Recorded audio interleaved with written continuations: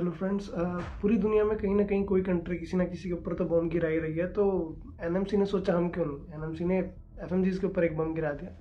तो basically day before yesterday NMC has issued a notification जिसमें कि उन्होंने क्लैरिफिकेशन दिया है regarding the CRMI and compensation letter.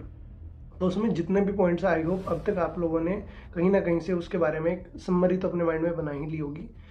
फिर भी मैं आपको ब्रीफली एक चीज़ बता देता हूँ कि बेसिकली वो ये कहना चाह रहे हैं कि अभी तक जिन भी बच्चों ने किसी भी ड्यूरेशन के लिए क्लासेस ऑनलाइन करी थी ड्यूरिंग, चाहे वो पेंडेमिक हो चाहे वो वॉर हो, अगर उसके पास कंपनसेशन लेटर है तो वो इनवैलिड है। बेसिकली मैं ऐसे इसलिए बोल रहा हूँ क्योंकि उनका कहना ये है कि अगर आपने 6 महीने या 9 महीने जितने भी ड्यूरेशन की आपने क्लासेस ऑनलाइन करी हैं उसको आपको कंपनसेट करना है बियॉन्ड योर एकेडमिक कोर्स। अगर आप 6 ईयर प्रोग्राम में इनरोल्ड थे तो आपको 6.5 ईयर्स का जो ड्यूरेशन दिखाना पड़ेगा आपका कि भैया आपने जो आधा साल ऑनलाइन किया था अब आपने उस आधे साल को 6 साल के कोर्स के अलावा आपने कंपनसेट किया।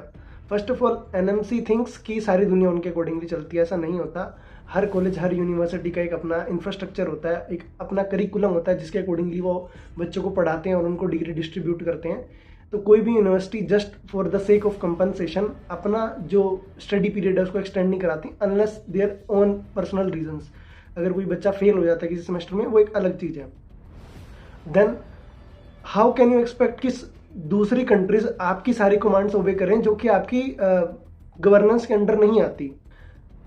इस जो कंपनसेशन की इन्होंने बात छेड़ी है, ये बोल रहे हैं कि अगर आपका कंपनसेशन लेटर इस तरह से नहीं बना हुआ है कि उसके अंदर आपकी सारी ऑनलाइन की डेट्स और जब आपने उसको कंपनसेट किया वो मेंशन नहीं है तो आपको 2 या 3 साल की इंटर्नशिप करनी पड़ेगी जो सीआरएमआई है। तो पहले क्या होता था कि आपको 6 साल के एमबीबीएस के बाद 1 साल यहाँ पे आके मैंडेटरी इंटर्नशिप करनी पड़ती थी ताकि आपको इंडियन सेटअप के साथ एक्सपोजर मिल सके। देन अब इन्होंने कर दिया है कि भाई अगर आपने कितनी भी ड्यूरेशन की ऑनलाइन क्लासेस करी हैं तो आपको उसको कंपनसेट करने के लिए यहाँ पे एडिशनल 1 साल या 2 साल करने पड़ेंगे beyond that 1 year compulsory.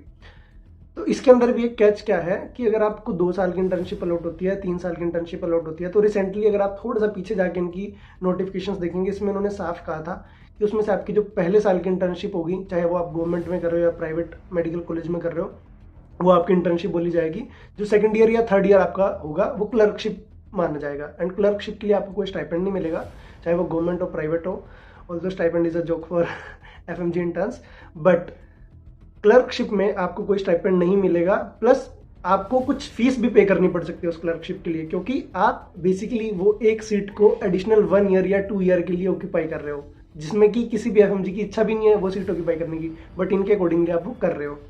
Then reason अगर एनएमसी से पूछ लेते हैं कि भाई आप ऐसा टॉर्चर क्यों करते हो एफएमजीज के साथ, तो उनके पास इकलौता रीजन हर बार यही रेशनल वो देते हैं कि भाई हम तो क्वालिटी ऑफ एजुकेशन चाहते हैं कि जो हमारे एफएमजी प्रिय एफएमजी स्टूडेंट्स हैं उनकी क्वालिटी ऑफ एजुकेशन के साथ किसी भी तरह का कोई कॉम्प्रोमाइज ना हो। अच्छा चलो ठीक है, आपकी बात मान ली।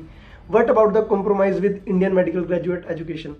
जब कोविड आया था पूरे वर्ल्ड ने क्लासेस ऑनलाइन शिफ्ट करी थी। मेरे भी आईएमजी फ्रेंड है, उन्होंने भी क्लासेस ऑनलाइन करी हैं, चाहे वो एम्स हो चाहे वो नॉर्मल जीएमसीज हो, सबने ऑनलाइन करी थी। तो आप उनको क्यों नहीं बोल रहे कि ये आपको जो उस टाइम पे आपने ऑनलाइन क्लासेस करी थी उसको आप जो आपका 4.5 साल का कोर्स रहता है उसके अलावा आप अलग से कंपनसेट करो? नहीं करना जी, उनकी मर्जी, चलो कोई बात नहीं। फिर क्वालिटी ऑफ एजुकेशन की बात आए तो जब क्वालिटी ऑफ एजुकेशन की इंडिया में बात आती है, आईएमजीज की बात आती है, नीट पीजी में आके उस क्वालिटी ऑफ एजुकेशन को क्या हो जाता है जब कट ऑफ -40 मार्क्स चली जाती है। अगेन इन्हीं के कहने हैं भाई, क्या ही बोल सकते हैं।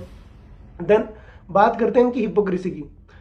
ये कोई आज का केस नहीं है। आंध्र प्रदेश जो मेडिकल काउंसिल है उन्होंने पहले ही बच्चों को इस तरह से टॉर्चर करना स्टार्ट किया था, जिसको कि बच्चों ने हाई कोर्ट के अंदर रेज किया था।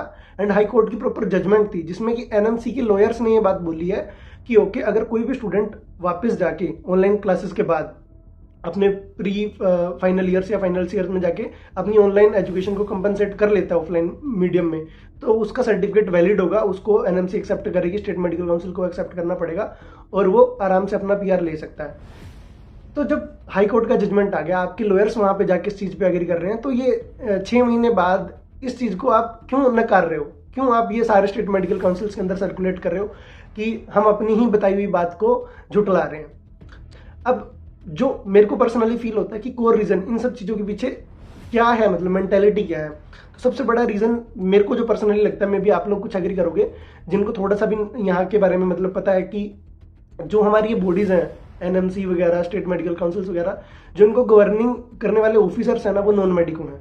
आप जाके चेक कर लो, यहाँ के हेल्थ मिनिस्टर्स को चेक कर लो, 80 to 90% जो भी इन सब चीज़ों को रन करते हैं ना, वो नॉन मेडिकोज हैं। तो हाउ कैन यू एक्सपेक्ट कि नॉन मेडिको से रिलेटेड डिसीजंस अच्छे से लेगा?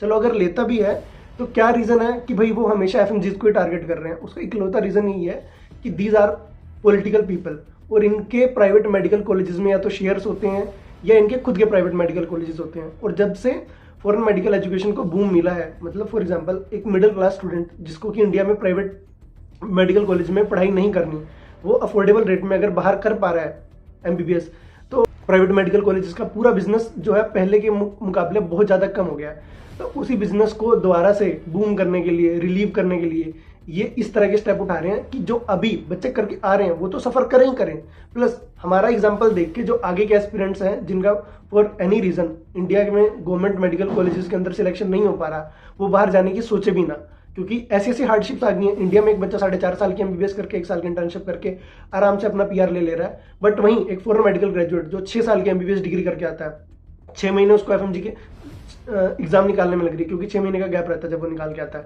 देन 6 महीने यहाँ पे इंटर्नशिप अलॉट होने में लगा रहे हैं, 7 साल हो गए। उसमें अगर ये ऐसा कुछ कर रहे हैं कि जहाँ पे बच्चे को 3-3 साल तक की इंटर्नशिप करनी पड़ रही है, तो जहाँ पे इंडिया में वही कोर्स 4.5 साल में हो रहा था, अब वो कोर्स जाके 10 साल में हो रहा है। तो दे आर फोर्सिंग स्टूडेंट्स की ये चीज़ सोचने पे वो मजबूर कर रहे हैं बच्चों को कि आप बाहर का ऑप्शन ना चूज करके इंडिया में ही प्राइवेट में आप पैसे देके 1.5-2 करोड़ की सीट लेके आप एमबीबीएस अपनी परस्यू करो। So this is totally injustice. और ये बात नहीं है कि यहाँ पे कोई चीज़ एग्री हो जाए और कोई डिसएग्री हो।